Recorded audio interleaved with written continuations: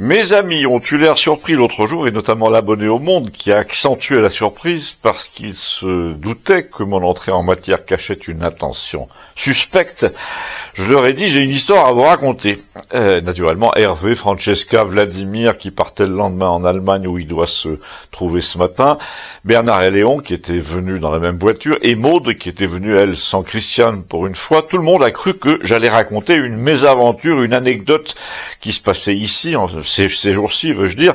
Mais en vérité, j'ai commencé en disant, c'est une histoire qui se passe dans les années 50. En 1956, par là, dans le nord de la France, 3 garçons de 12 ans, pensionnaires d'un collège religieux, sortent un jeudi pour aller chez un correspondant. On appelait comme ça les personnes qui se portaient garantes de la sécurité et de la discipline quand les enfants d'un internat avaient une permission. En l'occurrence, pour aller à la fête foraine.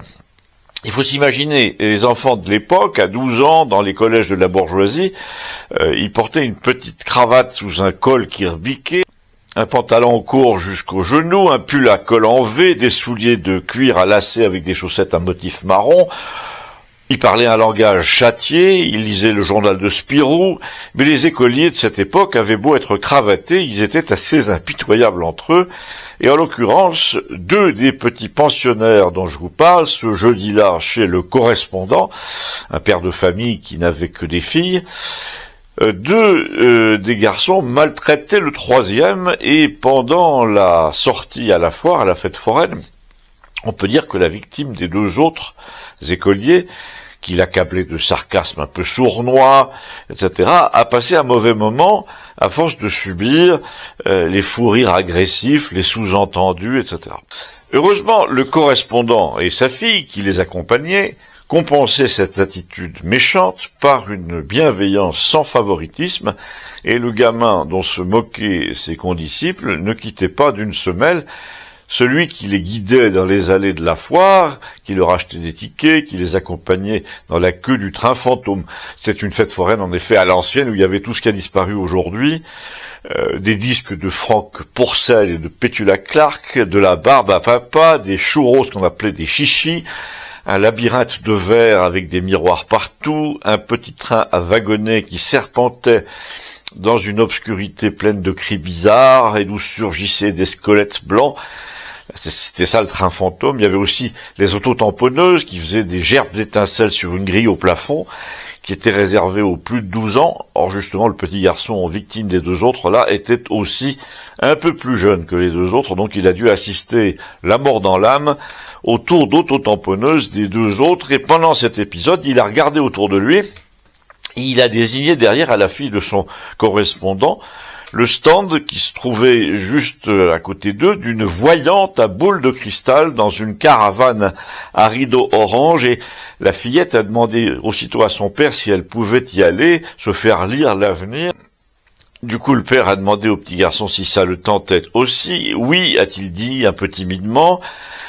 Il faisait décidément un petit peu de peine, cet enfant, il était trop grand pour son âge, les genoux rouges, la joue griffée, il regardait les gens par en dessous, l'œil bleu toujours un peu froncé, comme s'il clignait des yeux dans le soleil, même s'il n'y avait pas de soleil.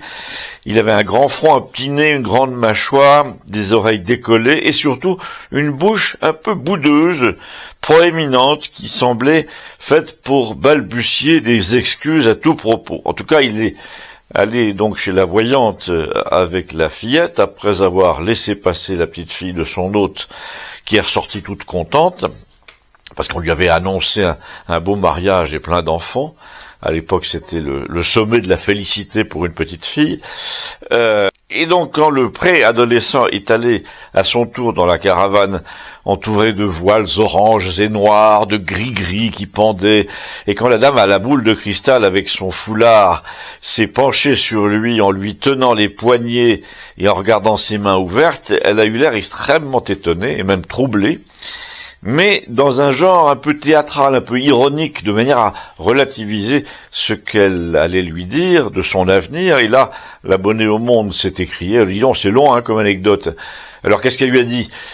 Et là, ne m'en veuillez pas, mais vous allez comprendre, une fois de l'autre côté de la ligne de démarcation, pourquoi je réserve à la suite la réponse à cette question. Et vous comprendrez en effet quel sujet brûlant cette parabole de la fête foraine est faite pour introduire.